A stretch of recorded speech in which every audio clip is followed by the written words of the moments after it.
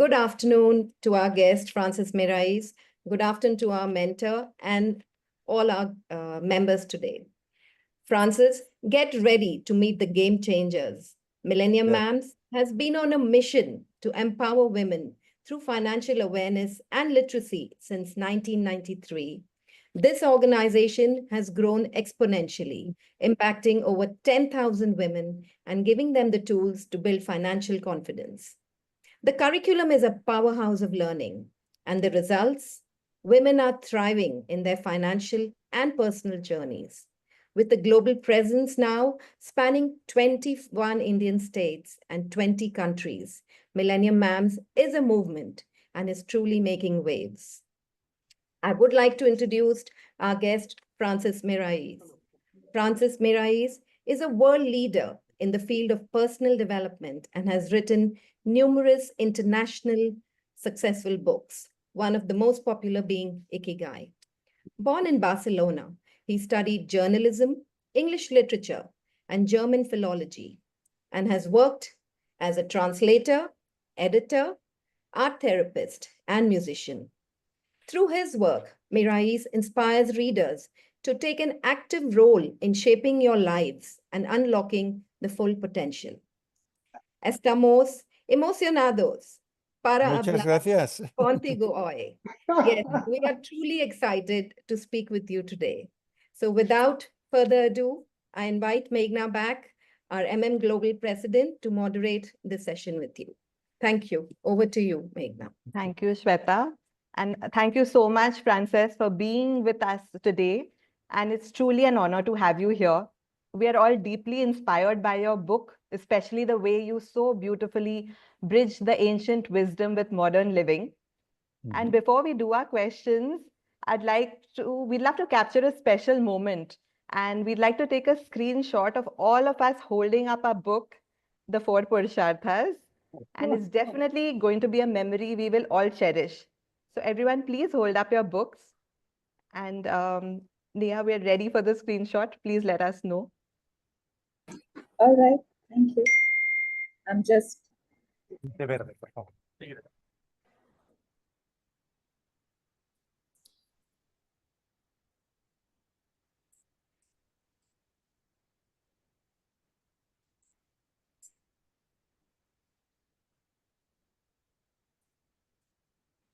Thank you, Meghna.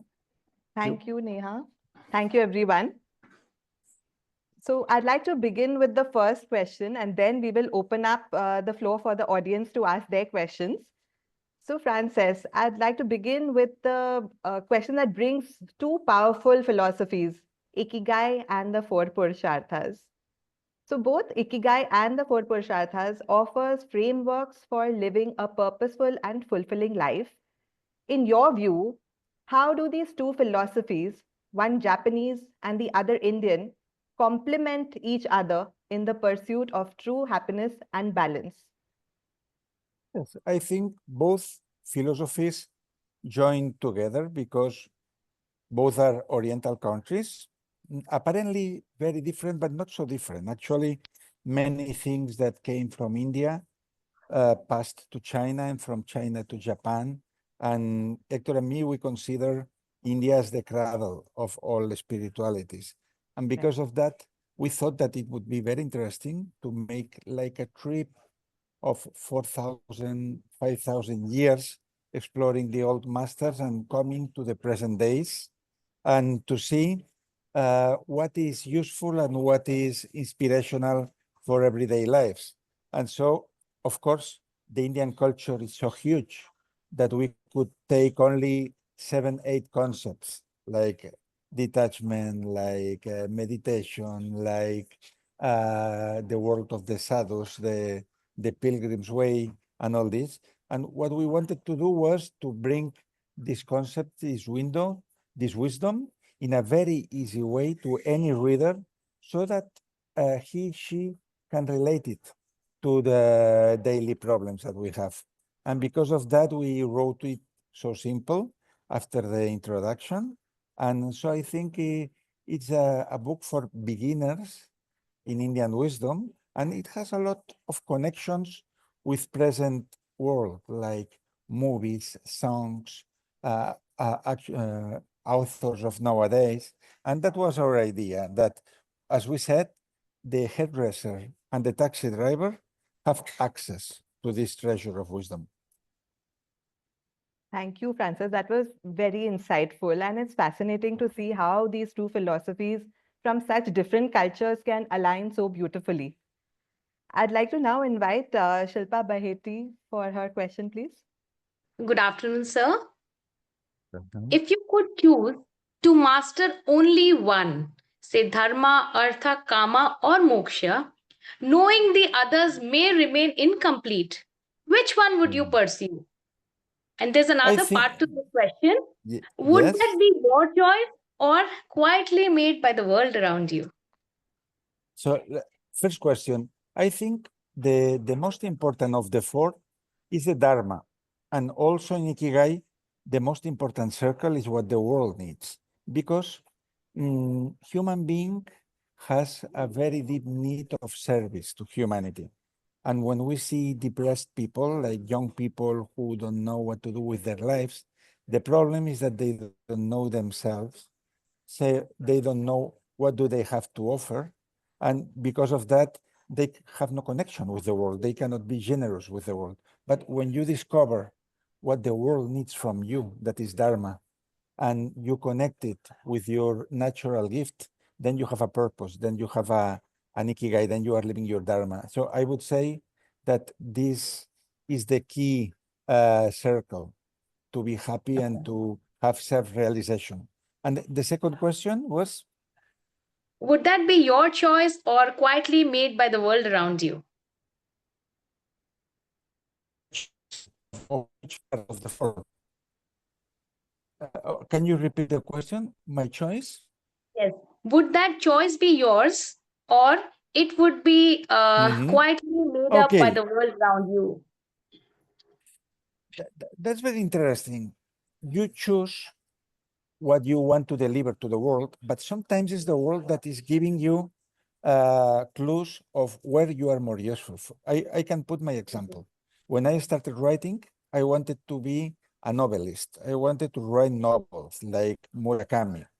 But I saw that many of my novels were not impacting the people. Some of them, yes, but they didn't seem to be so useful for everyone. But when I wrote Ikigai together with Hector, thousands of people wrote to me to say, thank you for this book. It was very important for us and this. So sometimes you try to do something in the world, but the world is sending you signals that you should be in another place. So I would say that your Ikigai, your karma, your Dharma will be in an intersection between what you want to do in the world and what the world expects from you.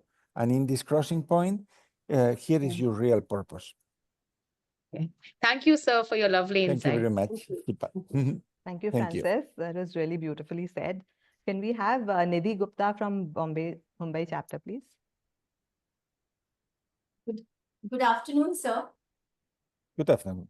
Sir, I wanted to ask that what influences of India has changed your life and has kept bringing you back to our culture and inspiring you to write this book? Actually, I always say that India made me a writer because many, many years before going to Japan, my first contact with the Eastern world was India. I was then around 29, 30, and I had left my job. I had a job as a publisher, and then I went 2 months to India to discover the gurus and to speak with other travelers, to travel with something is happening here. Okay. So the first contact I had with Oriental wisdom was India. And actually, I remember when I was a teenager, what I was reading was Jiddu Krishnamurti. I was very interested in Buddhism. I was interested in Ramana Maharshi. So actually, my passion for India was quite before than my passion for Japan. So this book has been like coming back home because I think in my spiritual education between 15 and 25, India was my master. That is definitely seen in the way you've written it. So it's beautifully mentioned, everything. Thanks. Thank you very And- much. Can we have Nirja Thank Nahar you. from Calcutta, please? Good afternoon, sir. Good afternoon. Sir, you've said the key is to get going and be practical. Sir, and so beautifully, which aligns with the words of Shoma Morita, be the best imperfect version of what you can be. Sir, in this world so driven by perfectionism and comparison, how can one practically embrace imperfection? Yes, that's a very interesting question. And I think now we are living in a highest imperfect world because in many countries there are leaders who are not prepared for ruling a country, and we live in the age of imperfection. So it's very interesting to see what happens with people who are too perfectionist. Normally, they procrastinate. In countries like Germany or the north of Europe, there is a mentality that if you don't have it perfect, you cannot start. And Indian culture has a very, very interesting concept for that, that is jugaad. I don't know the right pronunciation. Jugaad, yes, you said Jugaad. it perfect. Yes. That is, if we don't have the definitive solution, let's find a temporary one. And I think that's very, very important for life, because in life, we are not going to find definitive solutions. The truth is changing all the time, and something that is okay for now cannot be okay next year. So when we know that nobody has the truth and that we must find solutions for every problem, with a jugaad mentality, you will go farther away than with a perfectionist mentality. And in Japan, they have a very beautiful concept for that that is called wabi-sabi. And wabi-sabi is the beauty of the imperfection. And and you can find it in all the traditional arts, in the paintings, in the haiku, in the ikebana, in the kintsugi, when they put together broken pieces with this gold paste. And they say, it can only be beautiful what is similar to nature. And in nature, there are three conditions. Nothing is perfect, nothing is finished, and nothing is forever. And so the human being, we are not perfect, so we must accept the imperfection of others, of our couple, or children, of our workmates. We are not finished. We are always growing. We are always changing. We are work in progress. And we are not going to be here forever. Because of that, time has a value. And so that's what I think that is important to understand about imperfection. Thank you very much.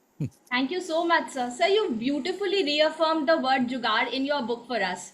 Thank That you. was an idea of Hector, because Hector Garcia is a chief of engineers, and he has worked like 20 years with Indian programmers and engineers. And he said it's very interesting how they put jugaad in the problems that we cannot solve. Sometimes we think, okay, we cannot have a solution here, but then an Indian engineer comes with a jugaad solution, and we can go forward. So because of that, we wanted to include it in the book. Thank you, sir. Both the concepts, jugaad, and even what you explain about wabi-sabi are really fascinating. Thank you. And we'd like to have Kriti from Jaipur, please, for the next question. Sir, good afternoon. Thank you. Good afternoon. Sir, thank you so much for reiterating the importance of jugaad and wabi-sabi. My teenage daughter in grade 12, she's been perfect a lot of things. So I think she's listening to the talk along with me. It's helping her to get a perspective again. Sir, my question to you was that as an investor, how do you suggest that we can strike a balance between Artha and Moksha? Oh, that's a very difficult question. As an investor, something Yes. between art, what sustains your life, and moksha, your truest actualized self. I think if you have a business that has a lot of purpose on it, you can have both things. So, for instance, if you are an artist and you are producing beautiful works of art, and you become famous for that, on the one side, you are sustaining your life. You have Artha. On the other side, you are giving beauty to the world. And so there is a part of moksha of that. So I think that it's a very interesting question when you said everything what we do should be sustainable for us. So we need to pay bills and we need to live in a house and go to restaurants and have a connection and a computer as we have it now. But also, I think that the most powerful projects, the most powerful products and companies are the ones who have a why, who they know why they are doing that and what kind of impact they want to have in the world. So if you have this moksha feeling into your practical business, it will have much more sense and meaning, and even it will be easier to explain to your clients. We are doing that because we want to benefit the world this way. And then that was the beginning of a Starbucks, actually. Before the Starbucks chain started, there was no chain in the world buying organic coffee and with a fair price for the families and all this. And Starbucks started saying, okay, our coffee is more expensive, but we buy coffee at a fair price with these conditions and we are respecting the nature. So the clients accepted to pay a bit more because there was a moksha, there was a highest idea in all that. And so I think it's very good to have both things in your project. Thank you very much. Very interesting. The why is indeed very important, which we should all reflect on. Thank you, Francis. Thank you. And can we have Shraddha Poddar, our Calcutta chapter president, for the next question, please? Namaste, Francis. Thank you for Namaste. insightful points for us that I've been just writing down whatever you are saying till now to, think on it again. So I wanted to know, I was quite curious to know, you have explored Japanese wisdom and now Indian wisdom. Are you secretly on a world tour collecting happiness formulas? There are not so many countries interesting like Japan. I don't think I could do a book about Spanish wisdom. We have very good food and we have very nice arts and architecture.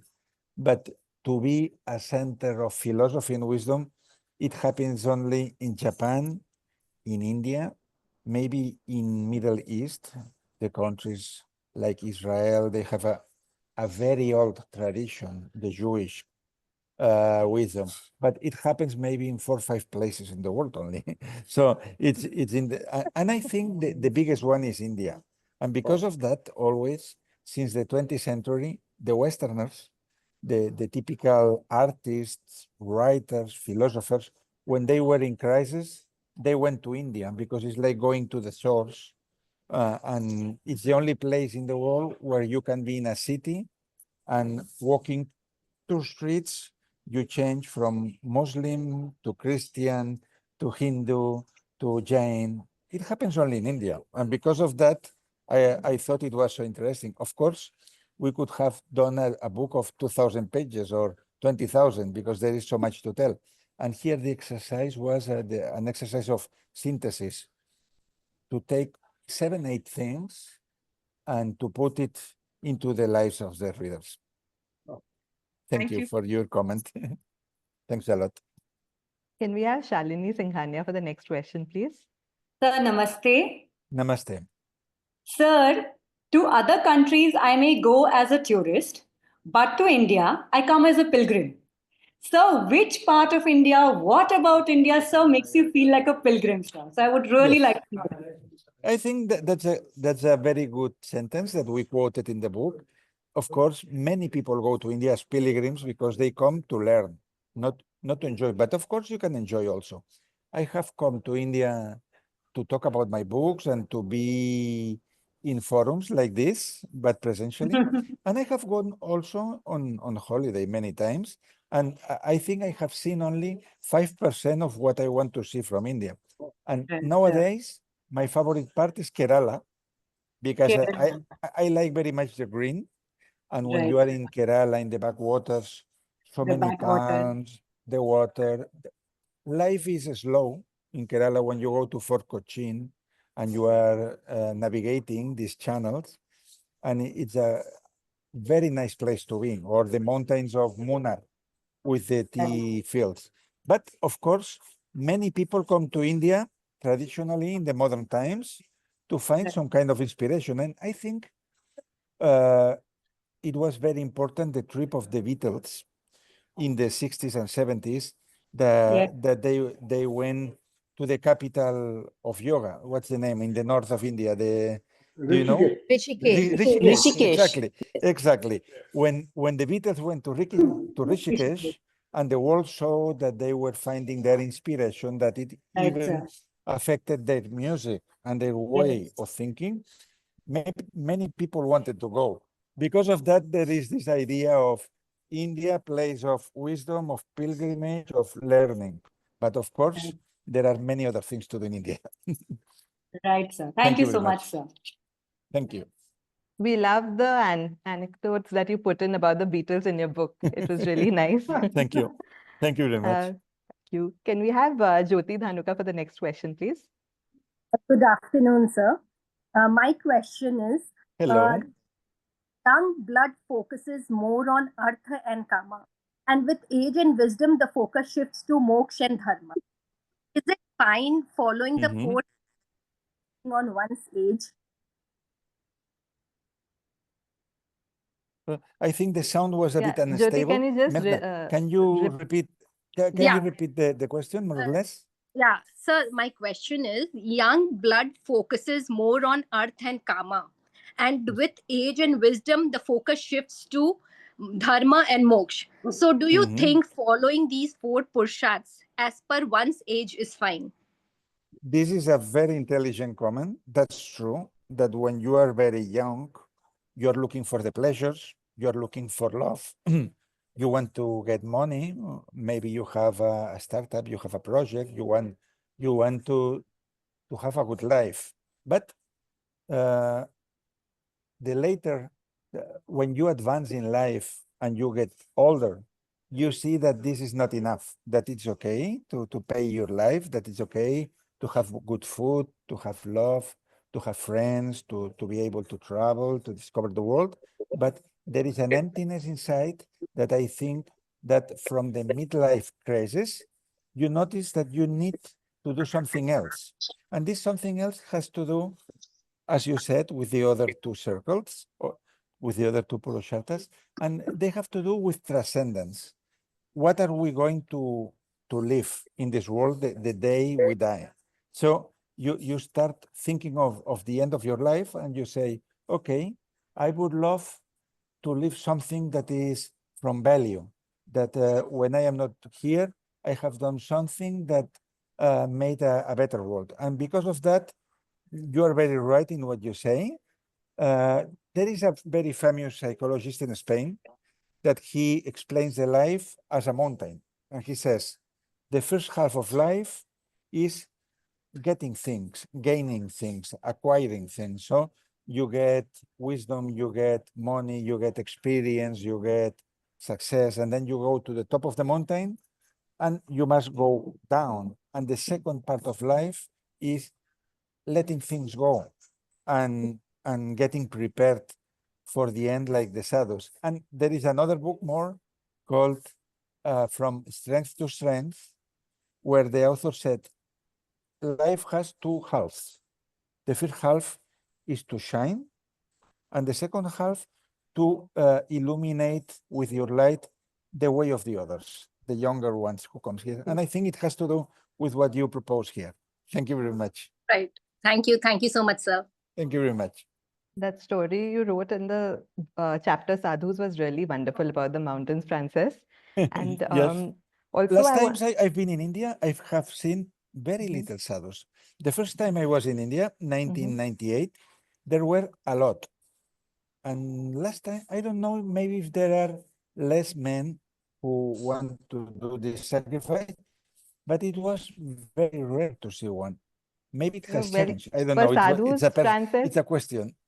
No, you should have been there at the Mahakumbh Mela that we had. You would have seen I think lakhs Maybe and lakhs because I of have sadhus. traveled too much to, I have traveled very much to Kerala, and you don't see them so often there. Yeah, in Kerala, not that many. Yes, that's true. Yes, thank you. Yeah, I wanted to ask you that in your book, you mentioned about this Mumbai entrepreneur who said that success comes from closing the doors to the inessential. So, in your view, how can we identify what truly matters and stay focused amid constant distractions? Yes, it's very nice, Meghna, that you mentioned this point of the book, because that's true, that we live in the age of multitasking, and we have lost the main human power, that is attention.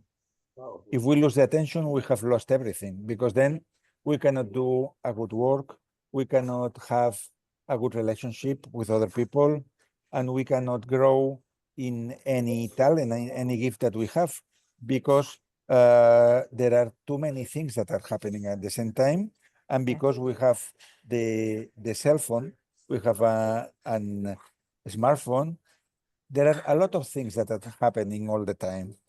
And so the power of attention is actually what has to do with flow, to be able to meditate doing one thing at the same time.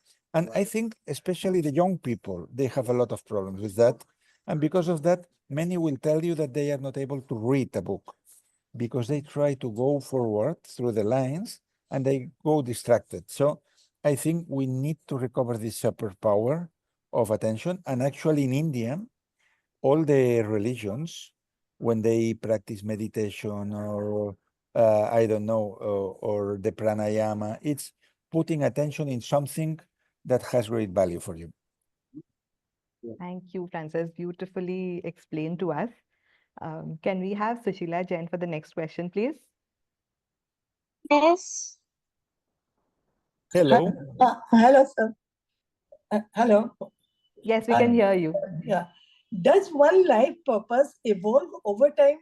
How can Yes. people recalibrate their goals when faced with major life transitions? That's a very good question, Shushila. I think it changes constantly. And actually, there was an intellectual, a German intellectual, who said that life is changing deeply every 7 years, the septennions. He was talking about the septennions. So when you are a child, you have a purpose that is having fun, maybe learning, having friends. You have this kind of purpose. When you are a teenager, maybe your main purpose is love and finding a way for your future, studying. And in every stage of your life, you will have different purposes. And that's because you change as a person. And if you change as a person, your priorities change also, and then also the purpose change. And so I have calculated that a normal person can have through life maybe 6, 7 different ikigais. I can tell my 4 ikigais up to now that I am 56. With 27, I discovered a purpose and ikigai as a teacher of German language. I found that it was very important what I was doing, especially with people who believed that they couldn't learn the language. For me, it was a big motivation too. My second ikigai was as a publisher, working as an editor, working with books. I thought I would go do that for the rest of my life, but I didn't do it because in the publishing company where I was working, I suffered mobbing. And then I escaped to India and I started as a freelance. Third ikigai that I had was as a writer. And nowadays, even I still write books, I dedicate much more time to meetings like this. So I would say that my fourth ikigai, purpose in life, is helping other people to find purpose. Thank you so much. You're so well explained. Thank you. Thank you for It was a very sharing good all your question. ikigais with us, Yeah. Francis. Can we have Thank you. Garima for the next question, please? Good evening, sir. Sir, among the 4 Purusharthas, Dharma, Artha, Karma, and Moksha, which do you think is most misunderstood today and why? Of course, the most difficult Purushartha to understand is Moksha, because it has to do with the top of the pyramid. If we go to the Maslow model, the pyramid of Maslow, he says that human beings are growing up from the basic needs to the more spiritual ones. So because of that, when we are very young, we are looking for basic things. We are looking, I don't know, for food, for sex, for love, for recognition. And then when we have one level already completed, we go to the second level. And there is a very interesting, I will write it here, there is a very interesting documentary called Stutz. Maybe you have seen it in Netflix. Stutz, I don't know if it's written like this or maybe like this. I think Netflix by Jonah Hill. He's the most famous. Yes, I think you can find it. Yes, sir. He's the most famous psychiatrist in the world right now. He's working with the Hollywood stars, and he explains his own vision of the pyramid of realization. And I think I can summarize it here because it's more simple than the one of Maslow. He said, he calls it life force, that in life, you must go up with the life forces. And the first one is the body. So the three things you must do with your body is to nurture it well, to move it, and to sleep. So if a person has a very healthy nurturing, and you move your body, you practice exercise, and you sleep 7-8 hours, this level is completed. Then you go to the second level that he calls it people. The second challenge is to have a good relationship with people. And what happens? That the people who is depressed, normally they hide in the cave. It's like an animal that is hurt and doesn't want to relate with other animals. Like he says, if you are depressed, if you have apathy, if you have problems with your life, it's normal that you consider even that friend that is boring because you are so isolated into your own problems that other people is boring for you. And Stott says it's important that you go to have a coffee with the boring friend. Why? Because this boring person represents the whole world, the whole humanity. And connecting with this boring person is connecting to humanity. And then there is a third step that is, he says, myself, that is the self-knowledge, the realization.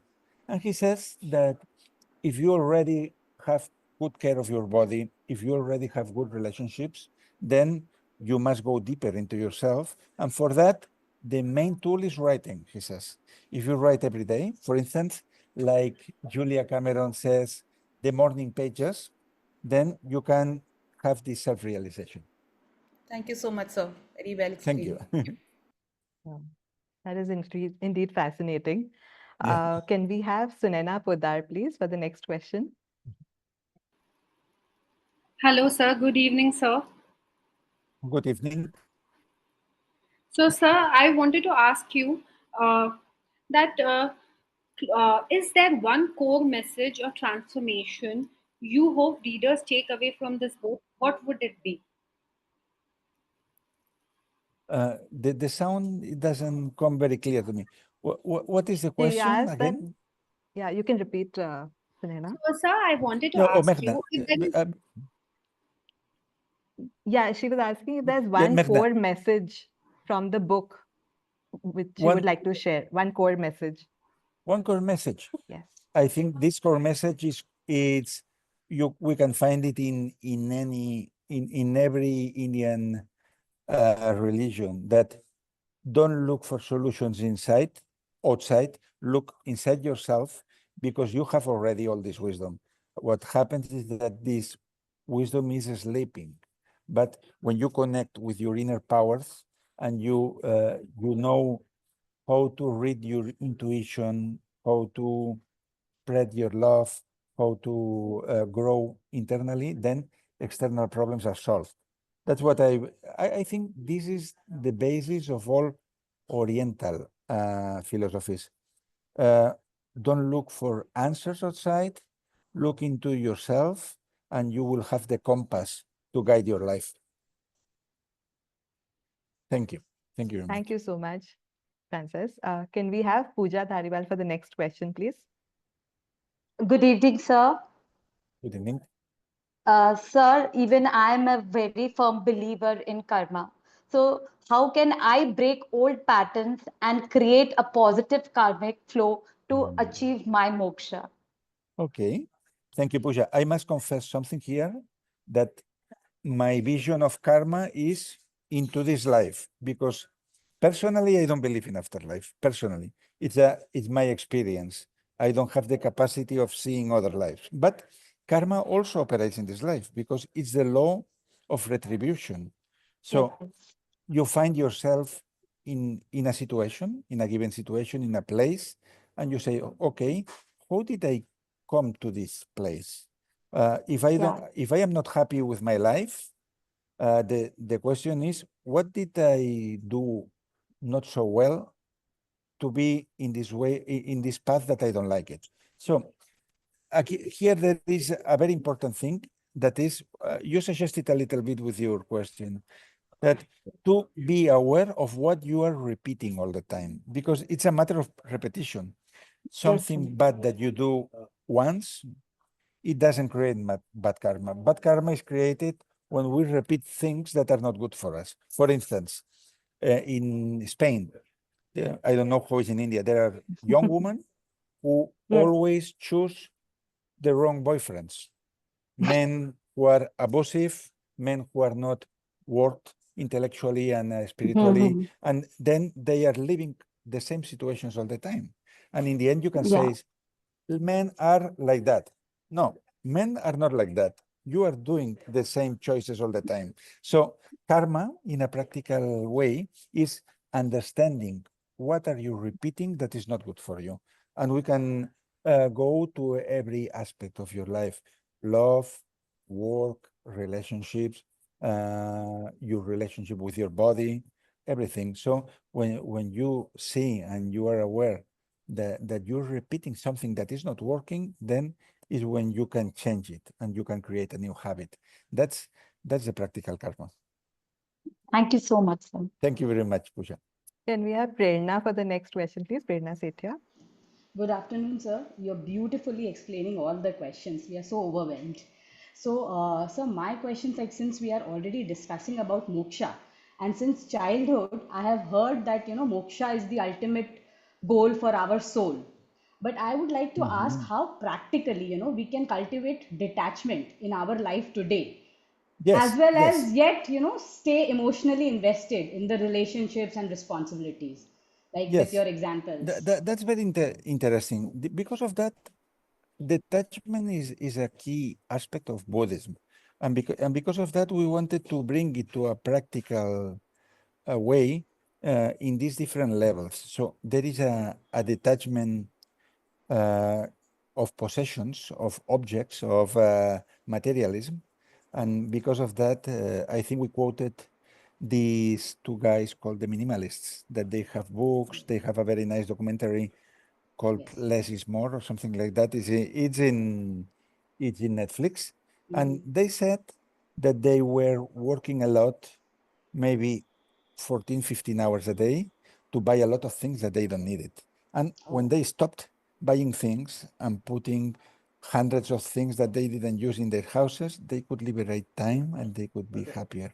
So first level of detachment would be not to buy what you don't need. And don't take credits that are not essential for your family or for you. So you liberate yourself in a materialistic point of view.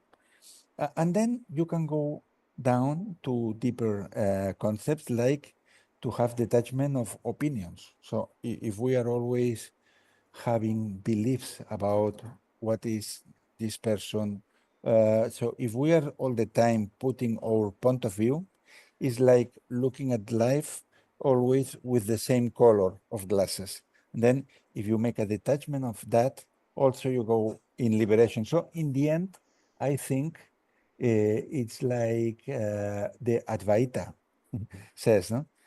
What you need is not to have a dual thought in life. Dual is to say, I am here and the other people are there. When you understand, as Ramana Maharshi said, that there are no others, that we are all the same, and that we have different points of view, but we are experiencing the same reality, then this is a very big detachment, because you finish the fight against the world. Wow, sir. So well explained. Like material detachment, followed by detachment of opinions and thought process, and then the emotional detachment. Thank you for Thank this you. beautiful flow. Thank you, sir. Thank you very much. Thank you, Francis. We'll take one last question before we let you go. Thank you very much. Thank you. Can we have Dineet Dadu, our president from Bangalore chapter, please? Hi, Francis. Thank you so much. These are these life lessons that we are learning today, and I really hope we can implement it.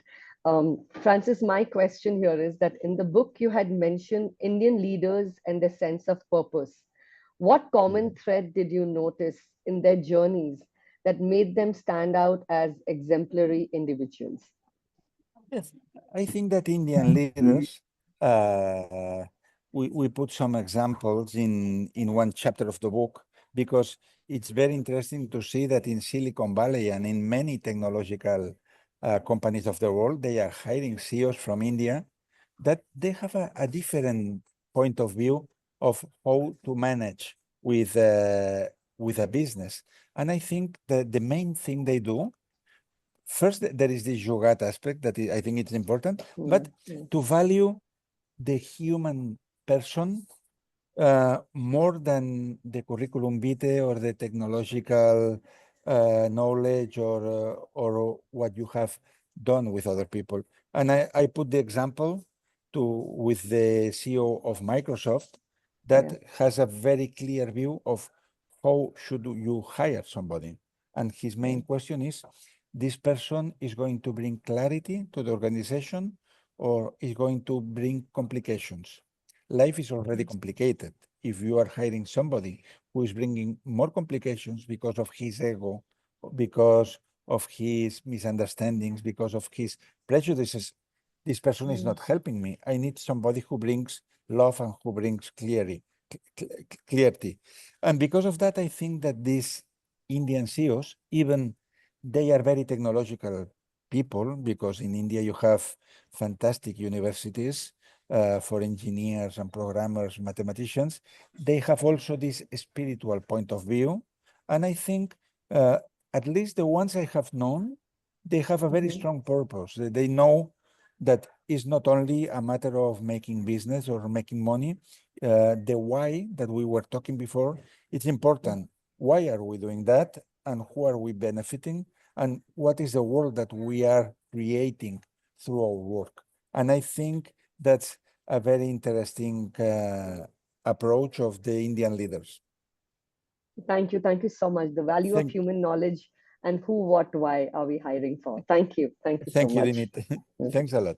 Thank you, Francis. This was such a wonderful and thought-provoking session. We wish we could continue, but we know you have your other commitments. I would like to invite our Nidhi Jindal. She's a committee member of Global for the VOT, please. Nidhi, can we have you? Namaste, Francis. This was truly insightful. Reading a book is one thing, but gaining behind-the-scene insights directly from the author himself adds a whole new dimension. We are truly grateful for having you here on our platform today for such a meaningful conversation. Thank you very much. Listening to you speak about the Four Purusharthas, not just as a philosophy, but as a way of living, was truly eye-opening. What really struck me was how deeply you've dived into Indian thought and how beautifully you made something so ancient feel so relevant.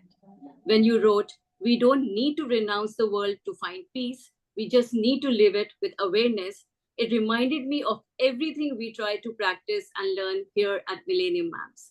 Your perspective today helped us connect Dharma, Artha, Karma, and Moksha not as distant goals, but as guiding principles in our everyday choices.